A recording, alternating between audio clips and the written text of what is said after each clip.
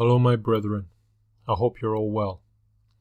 Sometimes I receive an email which is very well worded that doesn't need changing. And since I started doing this series on that red pill awakening moments, I'm going to try and share as many of these emails as I can.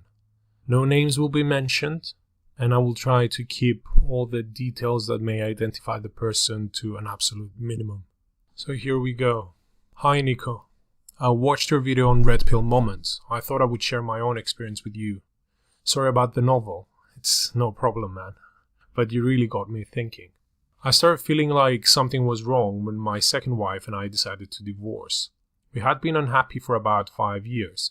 Our relationship had been declining since I had gone back to school to become a lawyer. While my wife said she supported me, she was actually threatened and jealous of my success and was sabotaging me. Things finally broke in January 2013. That night, I called a lawyer friend for advice on what I should do to protect myself. Her first response was, "Don't worry, you will find someone else." I could not believe it. The biggest concern that she could think of was me not getting hooked up again. At that point, the furthest thing from my mind was finding another woman. Anyway, I let that slide, but more red pill moments kept coming up. Later that year, I changed jobs. My new workplace was in government, so there are a lot of blue pill men and women, most with young children. On my first day, it took about half an hour for my marital status to come up in conversation. At that time, I was single, not looking, and the people here freaked out about it. They were very concerned about my lack of relationship with a woman.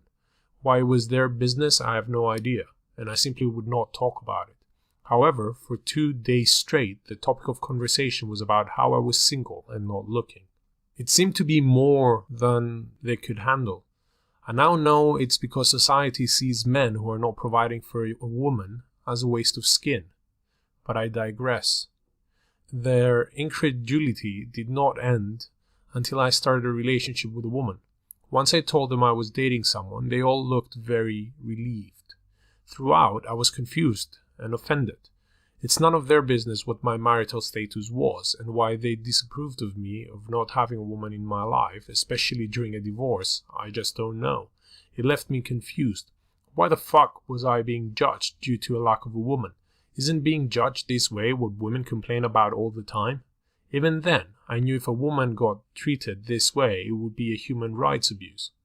I went out on a few dates. By then, I was feeling repulsion to romantic relationships with women, but also still feeling a need for sex and companionship.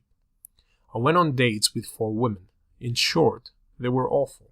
And by that, I mean the women were awful. The dates themselves were okay. I remember one in particular. A woman I knew professionally asked me out on a date. We went for lunch. She told me that she was looking for a sugar daddy, someone to support her and her children, while she went to law school. When we were finished, she left as the bill came and stuck me with it. I was an idiot when it came to women at that time, so I just paid the bill. I contacted her by email a few days later, and her reply was that she had a boyfriend, and me contacting her was inappropriate. I felt like I had been lied to and deceived. These were not the signals she had been sending at lunch. This was the worst incident, but most other women I dated were just as awful. They were entitled, infantile, whiny little braggarts. At that stage I thought, why date women or get into relationships with them? Most of them were in their 40s and had not matured since secondary school. The difference between what I had been indoctrinated to believe about women, that they were strong, nurturing, caring, and more mature and feeling than men, and what they actually were, was starting to register. At the same time, I was volunteering to help people who needed free legal services. I had helped a woman doctor who had recently came from East Africa to gain her license to practice medicine. I also helped a Pakistani woman who had practiced law in Karachi to work towards becoming a lawyer here. I also gave some help to an Iranian woman who had a master's degree in physical chemistry.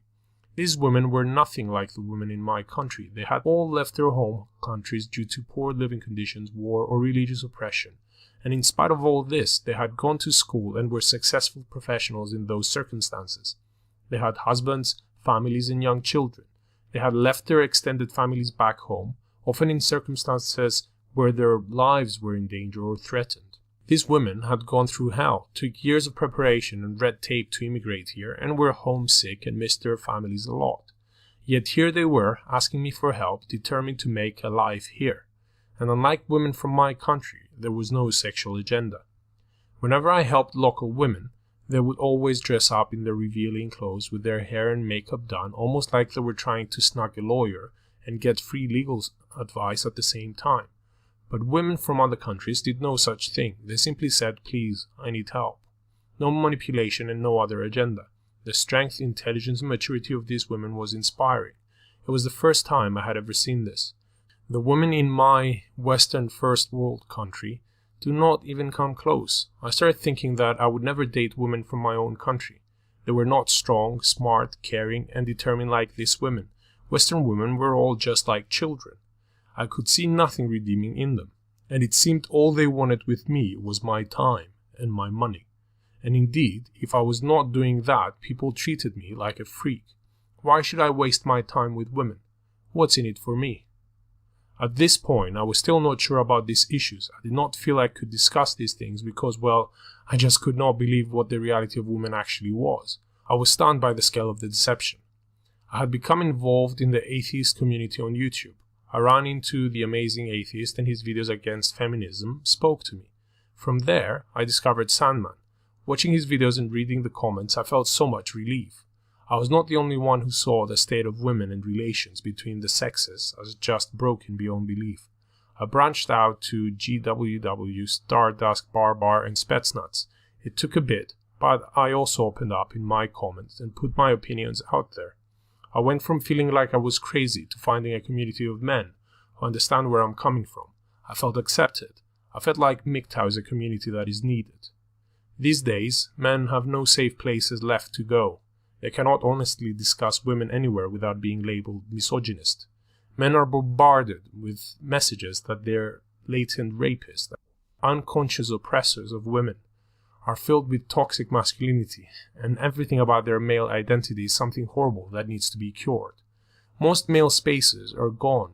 Single mother families are a norm, and men are driven away from their children and their homes on just the word of a woman.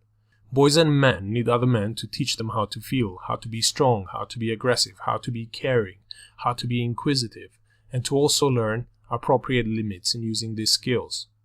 In MGTOW, we have a safe place where we can go to discuss our issues and provide support, and for that, I am grateful.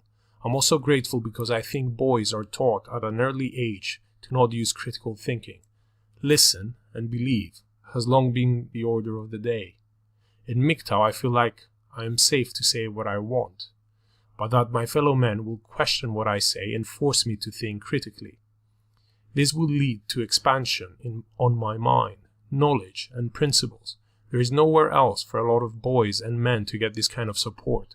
So to you, Nico, and to the rest of MGTOW content producers, whether videos or blogs or whatever, I say thank you, and you have made me feel welcome and supported when there are few other places to find this. This is what this commenter sent to me. This is an absolutely awesome comment, an absolutely awesome story from his sake, from his second divorce, let's say, moving on throughout his life. He understood and paid close attention to the nature of women and used his critical thinking in order to analyze what he saw as true.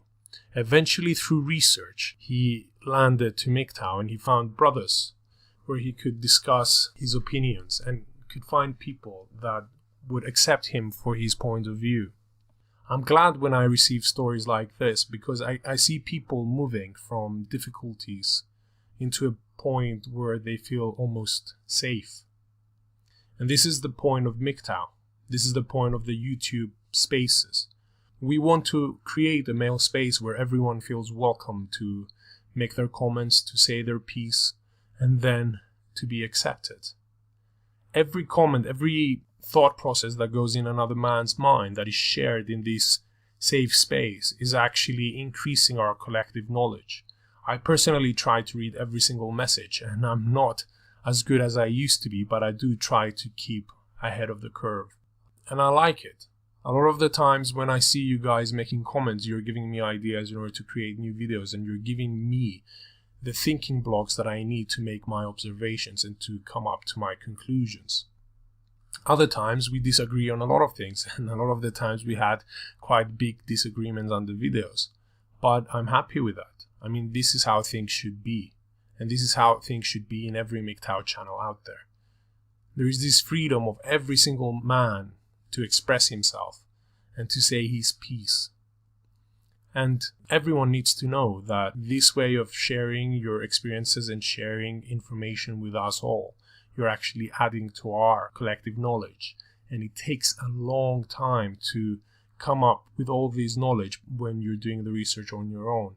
However, when everyone is sending us information, when everyone is commenting, and we're all just reading through the information that is already being filtered, it makes things a lot easier. And I'm not just talking about myself here. I think it makes things for every MGTOW who comes across these comments and comes across our videos that come after you guys making comments to our videos a lot easier to comprehend.